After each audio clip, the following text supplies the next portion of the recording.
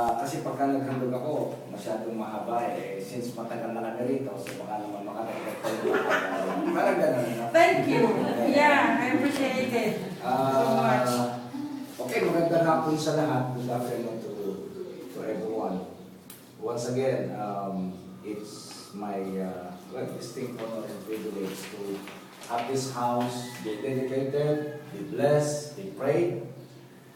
Kasi yun naman na kinakailangan. It's really, I would say, mandatory po ito. No? This is mandatory as far as God's blessing is concerned, especially that the owner is His children.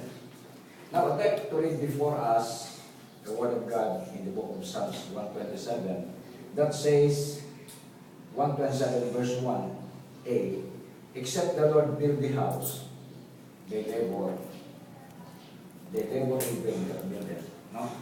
Maliban na lamang sa ang bahay, ang Diyos ang magpahintulot. Sabi dito, ang lahat ng bagay na inyong gagawin ay in vain.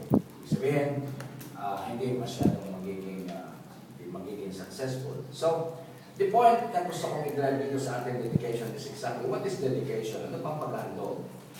Ang paghahandog hindi ito isang ceremonias. Dedication is a way of imparting our gratitude to the owner. Who is the owner? It's God.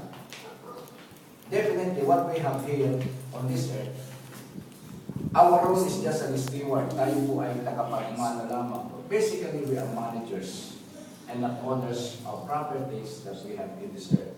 So why are we dedicating the place? Because we want to give thanks to the Lord for choosing us as one among His steward in the manifold blessing that He is giving us. Rare opportunity po ito na maraming tao ang mapagbigyan ng ganitong pagkakataon na meron tayo ng pamamahala ng property ng Diyos.